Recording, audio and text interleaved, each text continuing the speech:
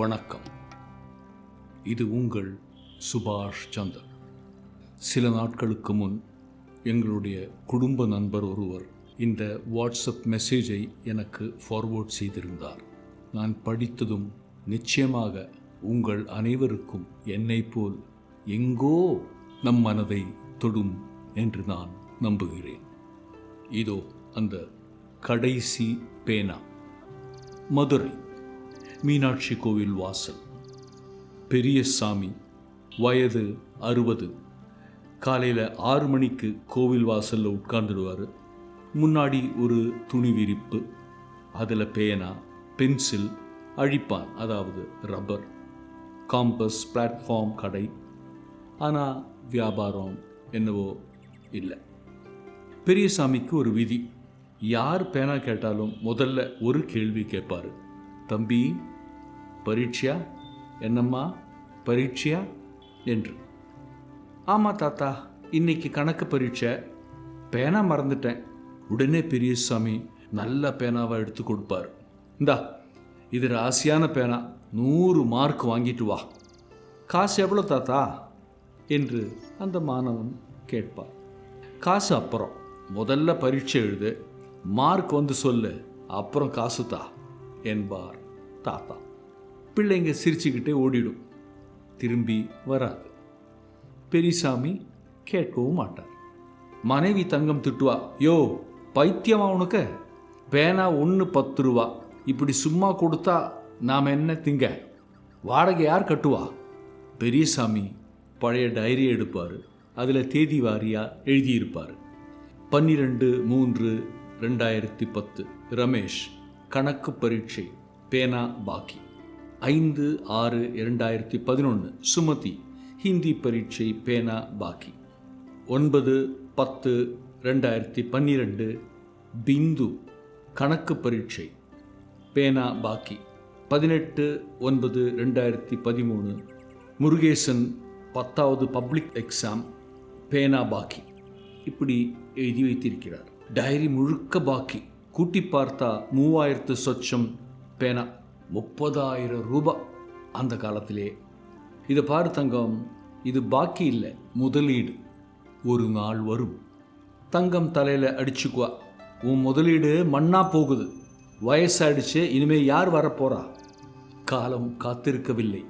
அப்படியாக 20 வருடம் ஓடியது. பெரியசாமிக்கு இப்போ வயசு 80. கண்ணு மங்கிடுச்சு, காது கேட்கல. ஆனாலும் தினமும் கோவில் வாசல்ல அதே துணி, அதே பேனா. ஆனால் இப்போ வியாபாரமே இல்லை. பிள்ளைங்க எல்லாம் ஜெல் பேனா, ஸ்கெட்ச், ஆன்லைன் அப்படியாக மாறிடுது இல்லையா? ஒரு நாள் காலையில் கோவில் வாசலில் ஒரு கார் வந்து நின்றுச்சு.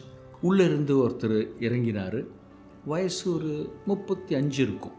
கோட் சூட், கையில் ஒரு பூங்கொத்து. நேராக பெரியசாமி கிட்ட வந்தார். காலில் விழுந்தார்.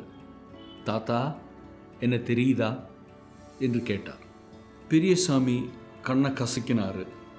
தம்பி, வயசாயிடுச்சு, சரியா தெரியலை.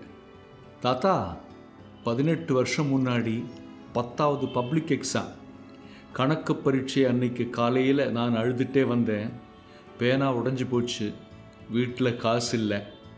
நீங்கள் தான் தாத்தா ஒரு பேனா கொடுத்தீங்க, ராசியான பேனா, 100 மார்க் வாங்கிட்டு வான்னு சொன்னீங்க.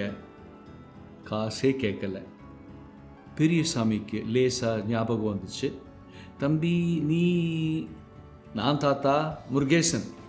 அந்த பேனாவில் தான் கணக்கு எழுதினேன், பாஸ் ஆனேன், 98 மார்க். காலேஜ் போனேன். இன்றைக்கி நான் ஒரு சாஃப்ட்வேர் கம்பெனி வச்சுருக்கேன். பேர் என்ன தெரியுமா தாத்தா? பேனா டெக்னாலஜிஸ். உங்கள் பேனாவில் தான் என் வாழ்க்கை ஆரம்பிச்சுது. தங்கம் பாட்டி வாசலில் நின்று கேட்டுகிட்டே இருந்தா. வாய் பொத்திட்டு அழுதாங்க. முருகன் பர்ஸ் எடுத்தான். ஒரு கவர். தாத்தா, அன்னைக்கு 10 ரூபா பாக்கி, இன்னைக்கு வட்டியோடு தரேன். உள்ள ஒரு செக், 10 லட்சம். பெரியசாமி கை நடுங்கிச்சு. தம்பி, எனக்கு காசு வேண்டாம், நீ பெரிய ஆளாக வந்துட்டியே, அதுவே போதும். இல்லை தாத்தா, இது காசு இல்லை, நீங்கள் போட்ட முதலீடு இன்னைக்கு லாபத்தோடு திரும்பி வந்திருக்கு. இனிமே இந்த பிளாட்ஃபார்ம் வேண்டாம், உங்களுக்கும் பாட்டிக்கும் நான் இருக்கேன். அடுத்த நாள் பேப்பர் நியூஸ், பிளாட்ஃபார்ம் தாத்தாவுக்கு சாஃப்ட்வேர் முதலாளி குருதட்சணை 10 லட்சம் பரிசு. நியூஸ் பார்த்துட்டு அடுத்த நாள் இன்னொரு கார், தாத்தா நான் சுமதி, ஹிந்தி பரீட்சைக்கு பேனா வாங்கினேன், இப்போ ஹிந்தி டீச்சர்.